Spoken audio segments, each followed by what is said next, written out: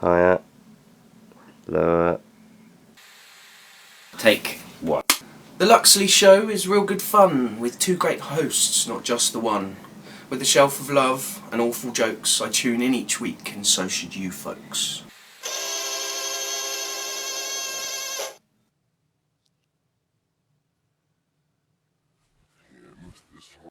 Hello, welcome to the Luxley Show.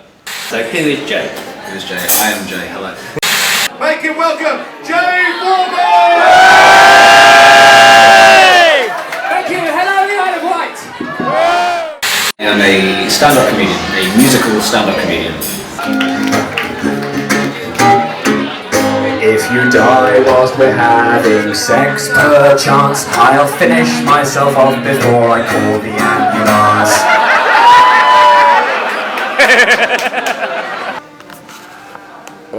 You're a bit closer actually. Look at that. Yeah, welcome to the Luxley Show. The Luxley Show? Yeah, it's Welcome Huxley and Leah. Leah who sends her love, by the way. She can't be... So Leah is responsible for the L in the word Luxley Show, and you're responsible for all of the other letters, Huxley. Yeah, absolutely. Isn't it? Otherwise it's called the Hair Show. That's the other reason. You must have discussed this. Yeah, well we talked... But even though she only gets one letter, it's the most memorable letter, being the first one. That's it, yeah, no. This all started at the University of York when I was a student. This is a long time ago. I was a student at the University of York. As much a song as it is an audience participation game.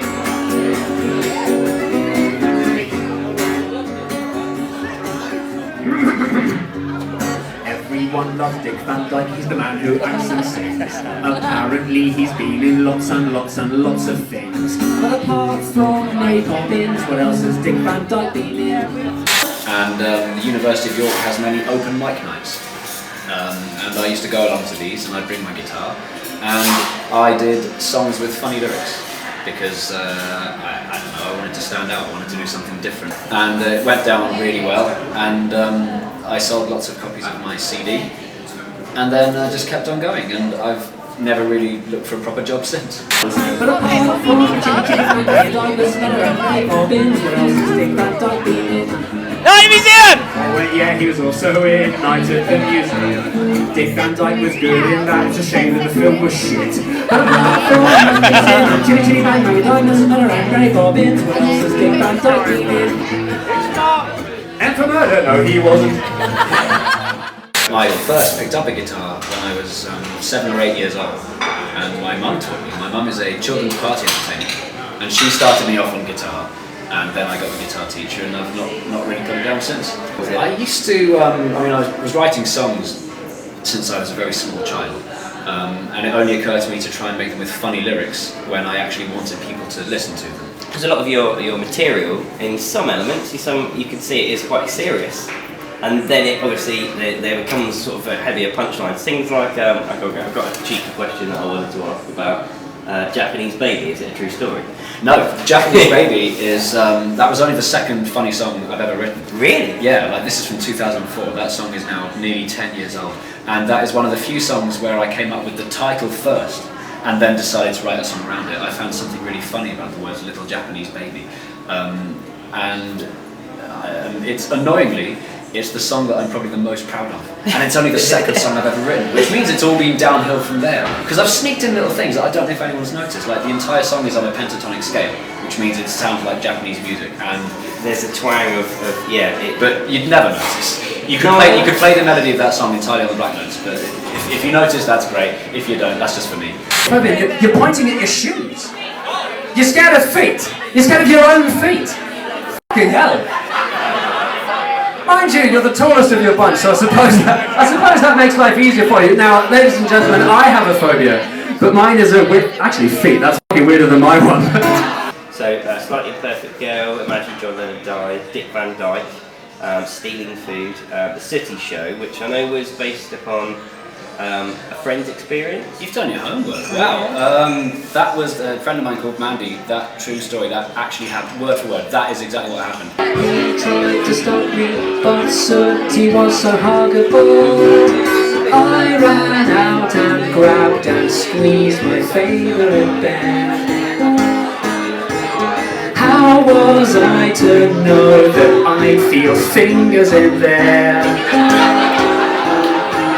Such is not a real bear, it's just a human hand, a human hand, a human hand, a human hand.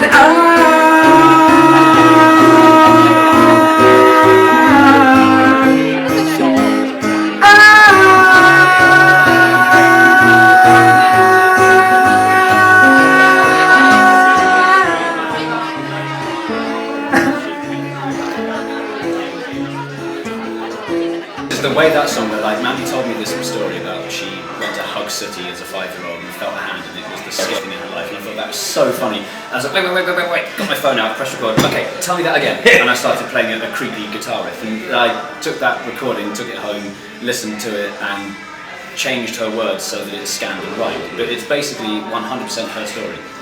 No, I did. And the recording that you've done of it, I don't know where it was filmed, a studio of you. Oh, that was someone I know from York Uni.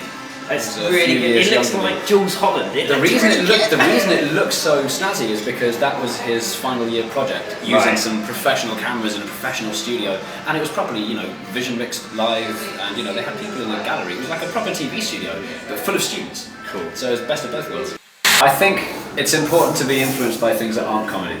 If you listen only to musical comedy, funny songs, and try and write like that, it'll sound just like everything else. And what I like doing is coming up with something that is not funny and is not accessible, and trying to make it funny and accessible. Why, for example, can we not have a recycled human skin sofa? you look absolutely disgusted by the very thought of it. What's your name? Tall. Dawn. Of course, just tall is not a name. Dawn, have you ever imagined a human skin sofa before? How many times have you gigged? Mr. B. I've gigged a few times before. I can't remember when the last one was. I don't know him all that well. I had to search the depths of my memory to remember his real name. I really like his stuff. I've got one of his CDs, and the cool thing about his music is that it's not just funny, but it actually, it merits a re-listen even without the funny lyrics. It's entertaining, good stuff. Yeah, I think I remember now, the first time I gigged with him was the 2009 Musical Comedy Awards. This is a very long time ago, and he had a song called Straight Out of Surrey, which was a parody of Straight Out of Compton. Yeah. Quick fire questions, okay. Pick an ice cream flavour. Cookies and cream. Good choice. So I was going to ask, was it tea or coffee? Coffee in the morning, and then tea thereafter. And how do you take it? Can I have my tea with a little dash of milk, no sugar please, and I like it quite strong, thanks. It's important information. Yes, it is. That people across the world need to know. If you could do Come Dine with me with anyone dead or alive, who would it be? I'm going to go with Danny John Jules from Rudolph, for no reason at all other than he's the first name that came up. Wayne Diblett? Yeah, him, yeah. What 2 items would you want if you crashed on a desert island? So you plane crashed, lost scenario, and you've got 2 items, and you could have anything you wanted in the world. Which 2 items would you take with you if you were going to be stranded on a desert island? A guitar and one of those little maze things where you got to get the ball in the hole. Oh no, that's good. I thought you were going to say some spare packet strings. As the strings deplete one by one, I'll learn to play different things. What attempt did you pass your driving test upon? First, I'm still smug about it. That doesn't make me a good driver though, I've got points. Have you? Yeah. Oh, how many? 3. Oh, that's for speeding in a Mini past Buckingham Palace. Really? So what's that, 40? This is a job that I was doing, driving tourists around London for a company called Small Car, Big City. Personalised tours of London in a classic Mini Cooper from the 60s. Ask for Jay. Awesome job, but an occupational hazard when you're driving constantly around central London is that you might be picked up by an unmarked police car on the Mall leading down towards Buckingham Palace. Well, apart from that, I'm a very safe driver. So what, were you speeding then? I was doing 41 miles an hour in a 30 zone, but so was everyone else. He only pulled me over because he liked my car. Spicy basil in Kilburn High Road, it does really nice Thai food. So it's Thai takeaway as opposed to... Specifically, spicy basil in Kilburn High Road. Oh, right, okay, I like that. Only £5 for a box this big. The secret ingredient is loads of sugar. I'd be good, old-fashioned, boring cheddar, but mature cheddar, a number 4 strength cheddar. Oh, I like that. Okay, mature. Yeah, definitely. Okay, so... Actually, I've just realised I answered the wrong question. You asked what cheese would I be. I just answered what cheese do I like. Well... What cheese would I be? Probably Emmental, because, nutty and full of holes.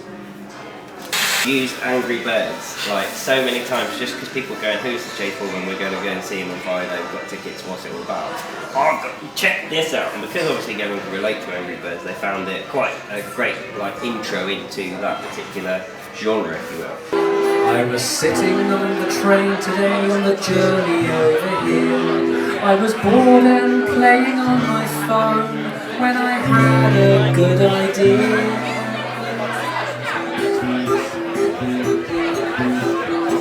Get some wood and get some grease box, get some panels made of glass, put them all on top of one another in the garden. Tie this jump rope onto the swing to make a massive catapult. You get the pigs, I'll get the birds, let's play Angry Birds.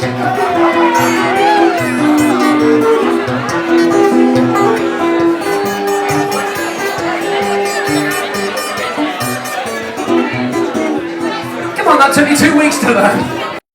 Well, my brother, you probably know, is Beardy Man. He does all of the festivals, and he always says that he loves festivals the best because it's just the right size. It's big enough that it feels really exciting and vibrant, but it hasn't become huge like Glastonbury.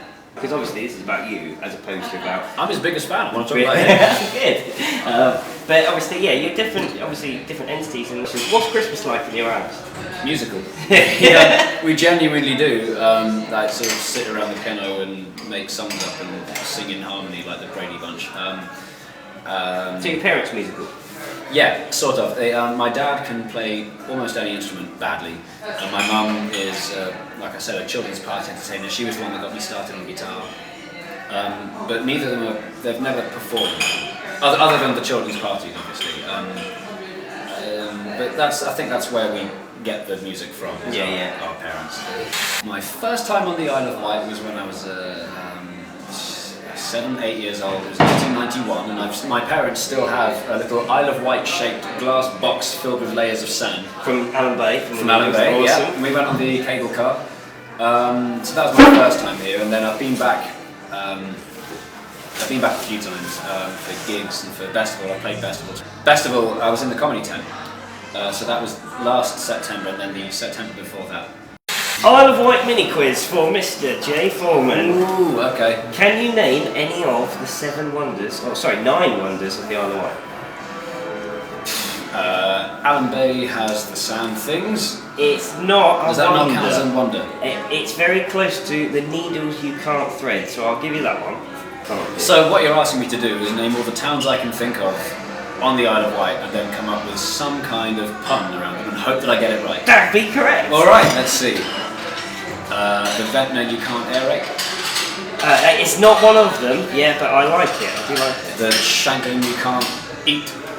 Again, it's not one of them, no. The Ryde you can't pay for. It's close, it's Ryde where you walk, but I'll give you that as 2. The Carisbrooke that you can't... It's I've close. heard of Carisbrooke. It is close. There's also Brook, which is where you can walk and not get your feet wet. Fishguard is a place. Fishbourne. Fishbourne! Stop. I made this mistake. I realised when I sent you the email, you said, right, where are you? What ferry are you on? I'm arriving at Fishguard. Wait, no, I'm not. There is no Fishguard. It was brilliant. No, hang on, no. Fishbourne is the... Wait a minute. Fishbourne is where my ferry came into. Right. Isn't there also a Fishguard in the west of the island? If there is, I'm unaware of it. So. What's the place in the west of the island that's got the fish in it? Cows you can't milk, that was one. Newport, that's an obvious one, yeah. Newport, There's the classic one. Have you heard What's Brown and Steamy and Comes Out of Cows? The ferry? The Isle of Wight ferry. Newtown is very old. Lake where there is no Newtown? water. It's very tiny. Winkle Street where there's no winkles. I've never heard of that. Brook where you did that one. What are islanders known as? Corkheads. Wow! I didn't think you'd gonna know that. Do you know why? Because corking is something that they used to do when they went over to Portsmouth and like put things on the ships. I didn't know that until about 2 hours ago. Who told you? I was texting my friend on the ferry on the way here, and she says, what do people from the Isle of Wight call themselves? Oh, I don't know. Islanders, Isle of Wighters, Whitish. And he says, I'm going to look it up. Oh, did you know it's Corkheads? And then she starts telling me all about it. If you'd asked me 2 hours ago, I'd have had no idea. Oh, that's going to be more my tidbit. Yeah, apparently, because they used to use massive planks to build the massive ships, and obviously in between the planks you get the gaps, and that's what you fill with cork. But it was a laborious job that no one else wanted, which is why they paid us. Something I wanted to try and find out. Like, is Corkheads, is it a derogatory term? Because because we refer to ourselves. Ah, right. Because you'd think because it ends in heads, it sounds like it's nice. Yeah, you're proudly Corkheads. Can you name any members of royalty that are connected to the Isle of Wight? There are 2 prominent ones. I think the most famous are Henry VIII, who was involved in Carisbrooke Castle, and Queen Victoria, who used to come here because she thought that the island was healthy. We'll give him 1 point. We'll give him 1 point. No, Queen Victoria, yes, and apparently they've got the Osborne House for mental claims, but we won't talk about that. But yeah, so Queen Victoria at the Osborne House and King Charles II. Oh, not Henry VIII. King Charles II was... Just remembered why I thought Henry VIII was involved in Carisbrooke Castle, because I have a memory from when I was very young indeed, like 8 or 9 years old, at Carisbrooke Castle, and there was a man dressed as Henry VIII. So I just assumed that Henry VIII spent time down here. So we started a new challenge last week. What have we been doing? Those have been staring menacingly at me the whole time, the jelly beans and the chopsticks. Now, what did we learn from this? Like, you know, what is the... How is the point? Chopsticks? I'm terrible at chopsticks. Well, okay, so the first I was talking about how much I enjoyed Thai food, but I ate it with a spoon. I don't even think I'm holding these properly. Yeah. Do you want to know the worst bit? You've got to start with them on the table as well. 2, 1, go. It's off, it's got 29 seconds to go. You've got 21 seconds. He's already got 1 in! I'm having trouble picking up even one. This makes great TV, doesn't it? Well, for 30 seconds, that's why we decided it instead of a minute. And he's just beaten Leah. He's just beaten already. No, see, when it goes wrong, it's embarrassing. That's 9 seconds. It's like any good iPhone game where you lose and you think, no, that didn't count because surely I'm better than that. That's 9. That's yeah. What do I win? You can have all of these if you want. Wow, but then my score will go down.